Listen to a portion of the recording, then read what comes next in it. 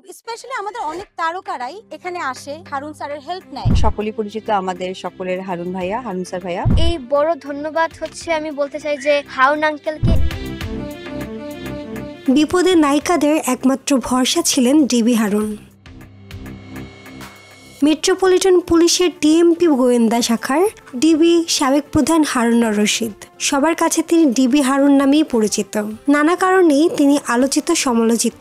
বিশেষ করে শোবিজের নায়িকাদের বিপদে থেকে উদ্ধারের একমাত্র ভরসা ছিলেন ডিবি হারুন।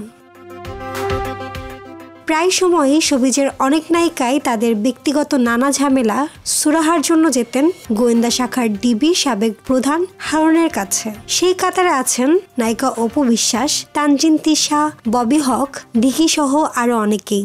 হারুন স্যারের কাছে আসলে ব্যক্তিগত জীবন নিয়ে তোপের মুখে পড়েছিলেন ছোট পর্দার অভিনেত্রী তানজিন তিশা। তাকে নিয়ে সামাজিক যোগাযোগ মাধ্যমে চলছে ব্যাপক আলোচনা সমালোচনা, যার কারণে গেল বছরের 20 নভেম্বর ঢাকা মহানগর গোয়েন্দা ডিবি পুলিশ কার্যালয়ে গিয়েছিলেন এই অভিনেত্রী। সেখানে তিনি ঢাকা মেট্রোপলিটন পুলিশের ডিএমপি গোয়েন্দা শাখার ডিবি সাবেক প্রধান হারুন রশিদের সঙ্গে সাক্ষাৎ করেছিলেন। সকলেই পরিচিত আমাদের সকলের হারুন। 2023 সালের আগস্ট মাসে ঢাকা মহানগর পুলিশের গোয়েন্দা বিভাগের ডিবি কার্যালয়ে সাইবার বুলিং এর অভিযোগ জানান বাংলা চলচ্চিত্রের নায়িকা অপু বিশ্বাস। তিনি সাবেক ডিবির অতিরিক্ত কমিশনার হারুন রশিদের সঙ্গে সাক্ষাৎ করেন এবং সাইবার বুলিং সংক্রান্ত একটি অভিযোগ দায়ের করেন।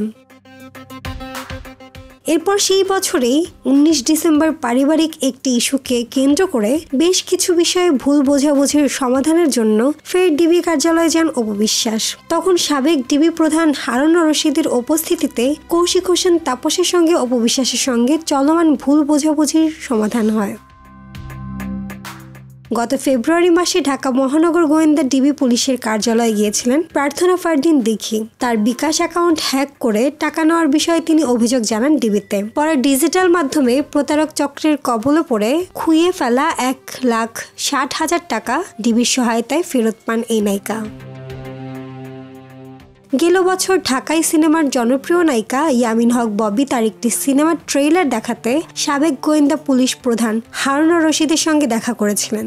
সেই সময় তিনি সাবেক ডিবি প্রধানের আতিথেয়তায় মুগ্ধ হয়ে জানিয়েছিলেন, হারুন ভাই আমাদের জন্য বরাবরই বিশেষ একজন মানুষ। তার সততা ও দেশের জন্য ভালোবাসা সত্যিই প্রশংসনীয়।